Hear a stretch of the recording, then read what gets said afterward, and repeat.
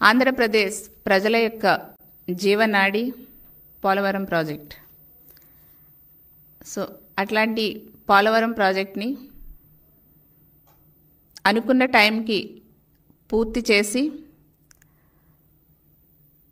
ప్రతి ఆయకట్టుకు ప్రతి ఎకరానికి కూడా నీరు అందించాలి, రైతాంగం కళ్ళల్లో సంతోషాన్ని చూడాలని ఒక ఏకైక లక్ష్యంతో గౌరవ ముఖ్యమంత్రి వర్యులు శ్రీ నారా చంద్రబాబు నాయుడు గారు పనిచేస్తున్న విషయాన్ని ప్రజలందరికీ కూడా తెలియజేస్తున్నానండి. ఒక పండుగ వాతావరణంలో పోలవరం ప్రాజెక్టులన్నీ కూడా చాలా శరవేగంగా ముందుకు వెళ్తున్న విషయాన్ని కూడా తెలియజేస్తున్నాం. ఇక్కడ ప్రజలందరికీ కూడా ఒకటి తెలియజేయాల్సింది ఏముందంటే 2014లో రాష్ట్ర విభజన జరిగి ఎంత బాధపడ్డామో, మనకి ఎంత నష్టం జరిగిందో అంతకంటే ఎక్కువగా ఈ వైసీపీ పాలనలో మన రాష్ట్రానికి నష్టం జరిగింది, నష్టం జరిగేలా చేశారనే విషయాన్ని కూడా ప్రజలందరికీ కూడా తెలియజేస్తున్నాం. వైసీపీ వాళ్ళు 2014-19 సంవత్సరంలో చంద్రబాబు నాయుడు గారు ముఖ్యమంత్రిగా ఉండగా 11,762 కోట్లు పోలవరం ప్రాజెక్టు కోసం ఖర్చు చేస్తే, మరి జగన్ గారి గవర్నమెంట్లో 4,167 కోట్లు మాత్రమే పెట్టడం జరిగింది. అది కూడా 3% మాత్రమే వర్క్స్ జరిగాయి. తెలుగుదేశం పార్టీ టైంలో 72% పనులు పూర్తి చేసినటువంటి ఘనత ఆనాడు చంద్రబాబు నాయుడు గారి ప్రభుత్వానిది. వైసీపీ ప్రభుత్వం వచ్చిన తర్వాత 3% వర్క్స్ జరిగాయి. అది కూడా చాలా నాసిరకంగా, ఎక్కడ వేశారో కూడా మట్టి తెలియని పరిస్థితుల్లో దోచేశారు. ఎంత దారుణం అంటే మొత్తం డయాఫ్రమ్ వాళ్ళు కూడా కొట్టుకుపోయిందంటేనే ప్రజలందరూ కూడా వాళ్ళు చేసిన పనులు ఎంత నాసిరకంగా చేశారో ఆ 3%లో అయినా సరే ప్రజలు ఒకసారి ఆలోచన చేయాలి, గుర్తుకు తెచ్చుకోవాలనేసి కూడా నేను కోరుతున్నా. ఎంత దుర్మార్గంగా చేశారంటే ఇప్పుడు నీతి ఆయోగ్ కూడా నియమించినటువంటి ఐఐటి హైదరాబాద్ వారు కూడా చెప్పడం జరిగింది. జగన్ తప్పిదం వల్లే డయాఫ్రమ్ వాళ్ళు దెబ్బతిని పూర్తిగా కొట్టుకుపోయింది అనేసి కూడా నిపుణులు చెప్పిన విషయాన్ని నేను ఒకసారి ప్రజలకు తెలియజేస్తున్నాం. చాలా జగన్ గారి యొక్క గవర్నమెంట్ అసమర్థత వల్ల రైతులకే కాదండి, ప్రజలందరికీ, ముఖ్యంగా భావితరాల భవిష్యత్తుకి, రాష్ట్ర ప్రజలకి ఎంతగానో నష్టం జరిగింది, నష్టం చేశారనే విషయాన్ని కూడా ప్రజలకు తెలియజేస్తున్నాం. చంద్రబాబు నాయుడు గారు నిజంగా ఎంత గొప్ప వ్యక్తో, ప్రజల పట్ల ఎంత నిబద్ధత ఉందో ఒకసారి నేను ప్రజలకు కూడా గుర్తు చేస్తున్నానండి. మన రాష్ట్రం విడిపోయి 16,000 కోట్ల లోటు బడ్జెట్తో మనం అందరం కూడా ఇబ్బందులు పడుతున్నప్పుడు, మనకు రాజధాని లేనప్పుడు అప్పుడు రాజధాని లేకుండా ఉంటే చెట్ల కింద కూడా పరిపాలన సాగించినటువంటి గొప్ప ముఖ్యమంత్రి చంద్రబాబు నాయుడు గారు. ఉద్యోగస్తులు కూడా అలాగా ఆనాడు సహకరించారు. అంతేకాకుండా ఆయన ముఖ్యమంత్రిగా ప్రమాణ స్వీకారం చేయక ముందే ఒక కంకణం కట్టుకున్నారండి చంద్రబాబు నాయుడు గారు. మన రాష్ట్రంలో కలిసినటువంటి ఆ ముంపు మండలాలు 7 మండలాలు ఏదైతే ఉన్నాయో అవన్నీ కూడా మాకు రాష్ట్రంలో కలపాలి, అది మాకు రాజ్యసభ లోక్సభలో కూడా మాకు చట్టపరంగా బిల్లు అయితేనే తప్ప నేను ప్రమాణ స్వీకారం చేయననేసి ఆయన గట్టిగా కూర్చున్నారు. సో అట్లాగా ఆ మండలాలు మనకి కలిపిన తరువాత ఆయన ముఖ్యమంత్రిగా ప్రమాణ స్వీకారం చేశారు. అంటే ఒక చిత్తశుద్ధి, రాష్ట్రం పట్ల కానీ రాష్ట్ర ప్రజల భవిష్యత్తు పట్ల కానీ ఒక చిత్తశుద్ధి ఉన్న నాయకుడికి మాత్రమే ఈ ఆలోచనలు వస్తాయండి. ఎందుకంటే ఆయన స్వార్థం కోసం కాదు, ఇప్పుడు జరిగిపోయే దానికోసం కాదు, భావి తరాల కోసం ఆయన ఒక ఆలోచనలు చేస్తారు, ఒక సంస్కరణలు తీసుకొస్తారు. సో అట్లాంటి గొప్ప నాయకులు, గొప్ప ముఖ్యమంత్రి వర్యులు మన రాష్ట్రానికి ఉండటం చాలా మన రాష్ట్ర ప్రజల యొక్క అదృష్టంగా నేను తెలియజేస్తున్నానండి. మరి అంత చిత్తశుద్ధితో పనిచేసినటువంటి చంద్రబాబు నాయుడు గారి టైంలో అలా రైతుల కోసం కష్టపడ్డారు, పోలవరం ప్రజల కోసం కష్టపడ్డారు, ముంపు నిర్వాసిత మండలాల ప్రజల కోసం కృషి చేసిన విషయాన్ని కూడా నేను తెలియజేస్తున్నా. మరి అదే జగన్ రెడ్డి గారు అధికారంలోకి వచ్చిన తర్వాత వెంటనే ఆయన ఏం చేశారండి, పోలవరం ప్రాజెక్టు రాష్ట్ర ప్రభుత్వం కట్టాల్సినటువంటి పని లేదు, అనేసి చేతులు దులిపేసుకున్నారు జగన్మోహన్ రెడ్డి గారు. ఒక కంకణం కట్టుకుని ఒక సంకల్ప బలంతో ప్రాజెక్ట్ని ఎలాగైనా సరే పూర్తి చేయాలి, ముప్పు మండలాల్ని మన రాష్ట్రంలో కలిపేలా చేయాలి, రైతాంగం కళ్ళల్లో ఆనందం చూడాలి, ప్రతి ఎకరాకి నీరందించాలనేసి చంద్రబాబు నాయుడు గారు ఒక లక్ష్యంతో ముందుకెళ్తే జగన్మోహన్ రెడ్డి గారు ముఖ్యమంత్రి అయిన తర్వాత రాష్ట్రం కట్టాల్సినటువంటి పని లేదు, మేము కష్టపడాల్సినటువంటి పని లేదు, మేమేమి రైతులకి న్యాయం చేయాల్సినటువంటి పని లేదు అని ఎంతో నిర్లక్ష్యంగా పోలవరం ప్రాజెక్ట్ని గాలికి వదిలేసినటువంటి మహానుభావులు ఎవరైనా ఉన్నారంటే అది జగన్మోహన్ రెడ్డి గారండి. అంత దారుణంగా పోలవరం ప్రాజెక్ట్ని నిర్లక్ష్యం చేయటమే కాకుండా నిర్వాసితులను కూడా పట్టించుకోలేదు, రైతుల్ని పట్టించుకోలేదు. ఆ నిర్వాసితులకి ఇంకా ఏమి ఇవ్వాలి అవి కూడా బ్యాలెన్స్లు ఇవ్వటం కూడా అవన్నీ ఏం పట్టించుకోకుండా మొత్తం పోలవరం ప్రాజెక్ట్ని అటకెక్కించేసినటువంటి చరిత్రహీనులు వైసీపీ వాళ్ళు. మరి వైసీపీ హయాంలో పడకేసినటువంటి పోలవరం ప్రాజెక్టు పనులని మరి చంద్రబాబు నాయుడు గారు వారి యొక్క సారథ్యంలో మరి మంత్రి గారు కానివ్వండి, అధికారులు కానివ్వండి చాలా పరుగులు పెట్టిస్తూ ముందుకు వెళ్తున్నారు. కేంద్ర ప్రభుత్వం కూడా మనకి చాలా సహాయ సహకారాలు అందిస్తుంది. అందులో భాగంగానే 12,157 కోట్లు మనకి శాంక్షన్ చేసి మరి అందులో ఫస్ట్ ఫేజ్గా 5,050 కోట్ల రూపాయలు రిలీజ్ చేసిందండి సెంట్రల్ గవర్నమెంట్. మరి సిబిఎన్ గారి యొక్క ఒక కృషి, ఒక పట్టుదల, ఒక చొరవ మరి ఈ నిధులు తీసుకురావటంలో మనకు కనిపిస్తున్నాయి. ఇదంతా కూడా కూటమి ప్రభుత్వం యొక్క విజయంగా నేను తెలియజేస్తూ సెంట్రల్ గవర్నమెంట్కి కూడా కృతజ్ఞతలు ప్రజలందరికీ కూడా తెలియజేస్తున్నామండి. మరి ఈ 9 నెలల కాలంలో పోలవరం పర్యవేక్షణకి మరి 3 సార్లు గౌరవ సీఎం గారు వెళ్ళటం జరిగింది. అదేవిధంగా చూస్తే 2014-19 కాలంలో ముఖ్యమంత్రిగా పనిచేసినప్పుడు చంద్రబాబు నాయుడు గారు సోమవారాన్ని పోలవరం చేసిన విషయాన్ని ప్రజలందరికీ కూడా తెలుసు. మళ్ళీ నేను ఒకసారి తెలియజేస్తున్నా. మరి ఆయన అక్కడే 72% పనులు దగ్గరుండి పూర్తి చేయించారు. 23 సార్లు ఆనాడు 2014 నుంచి 19 వరకు కూడా పోలవరాన్ని పర్యటించారు, ఆ ప్రాజెక్టు పర్యటించారు. 82 సార్లు వర్చువల్గా కూడా రివ్యూ చేసినటువంటి గొప్ప ముఖ్యమంత్రి చంద్రబాబు నాయుడు గారు. అంతేకాకుండా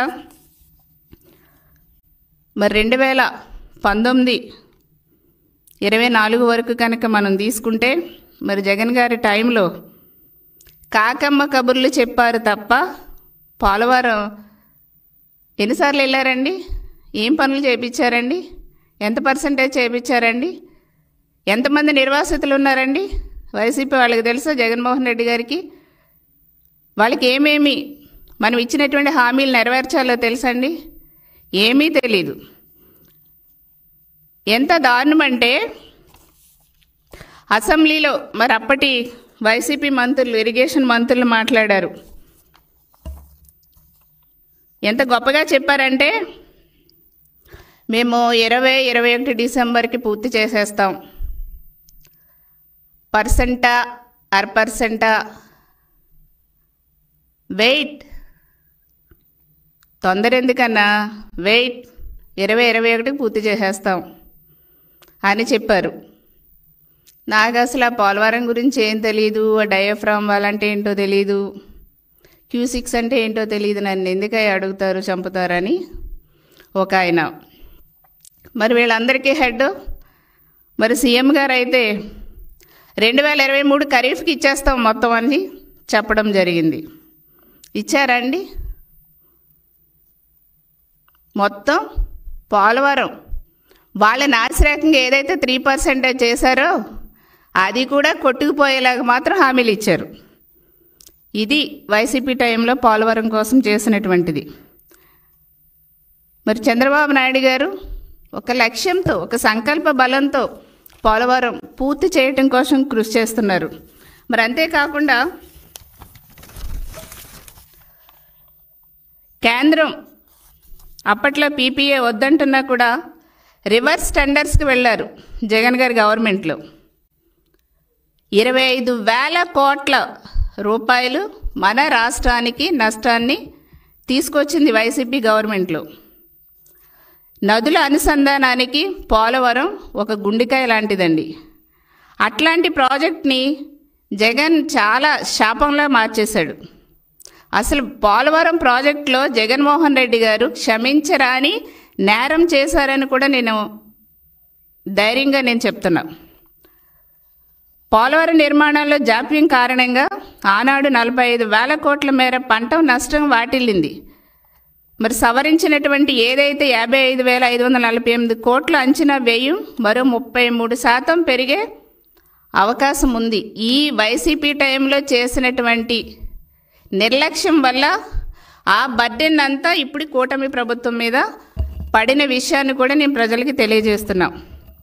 మేము ఏదైతే హామీ ఇచ్చామో కూటమి ప్రభుత్వం వచ్చిన తర్వాత పోలవరం ప్రాజెక్టుని మేము పూర్తి చేయటమే కాకుండా ఆ నిర్వాసితులకు అందరికీ కూడా న్యాయం చేస్తాం, వాళ్ళ యొక్క సమస్యల్ని పరిష్కరిస్తామనేసి ఏదైతే హామీ ఇవ్వటం జరిగిందో ఆ హామీ ప్రకారంగా కూటమి ప్రభుత్వం వచ్చిన తర్వాత పోలవరం ప్రాజెక్టు పనులన్నీ కూడా వేగంగా శరవేగంగా పనులు పరిగెడుతూ ముందుకు వెళ్తున్న విషయాన్ని కూడా తెలియజేస్తున్నామండి.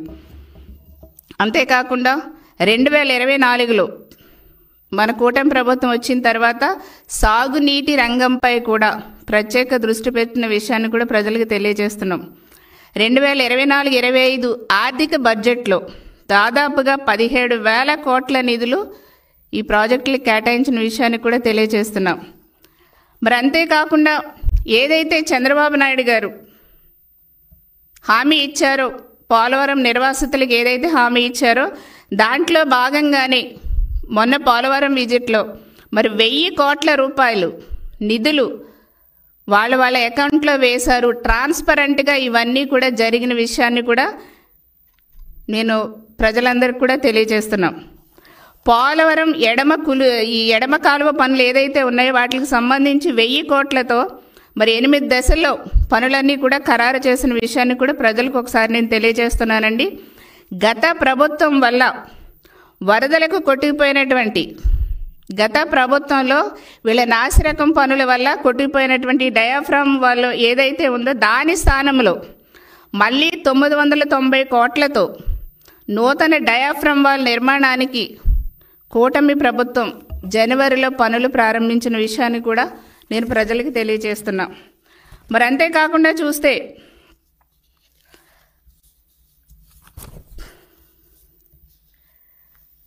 మరి సిబిఎన్ గారు ఏదైతే ప్రజలకు హామీ ఇచ్చారో దాని ప్రకంగానే పోలవరం ప్రాజెక్ట్ని ముందుకు తీసుకెళ్లడానికి నిర్వాసితుల్ని ఆదుకోవటానికి కూడా కృషి చేస్తున్న విషయాన్ని కూడా నేను తెలియజేస్తున్నానండి.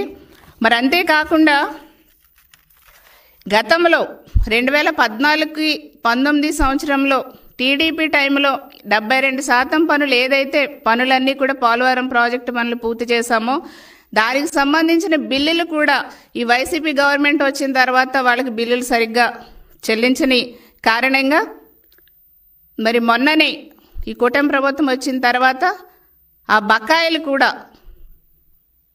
ఆ వర్క్ చేసినటువంటి వాళ్ళకి ఆ బకాయిలు కూడా ఇవ్వాలనేసి మొన్ననే క్యాబినెట్లో ఆమోదం చేయటం జరిగింది. ఆ బిల్లులు కూడా ఇచ్చేస్తే మరి మిగతా ప్రాజెక్టు పనులు బ్యాలెన్స్ పనులన్నీ కూడా చేయడానికి ముందుకు వస్తారు కాబట్టి ఆ కాంట్రాక్టర్స్కి వాళ్ళకు కూడా బిల్లులు ఇవ్వటానికి క్యాబినెట్ ఆమోదం కూడా పొందిన విషయాన్ని కూడా ప్రజలకు తెలియజేస్తున్నాం. త్వరితగతిన ఈ పోలవరం ప్రాజెక్టు పనులు పూర్తి చేస్తామనేసి కూడా ఈ సభాముఖంగా ప్రజలందరికీ తెలియజేస్తున్నాం. ప్రతి ఎకరాకి అనుకున్న టైంలోనే పూర్తి చేసి ప్రతి ఎకరాకి కూడా నీరు అందించాలనే ఏకైక లక్ష్యంతో కూటమి ప్రభుత్వం ముందుకెళ్తుంది.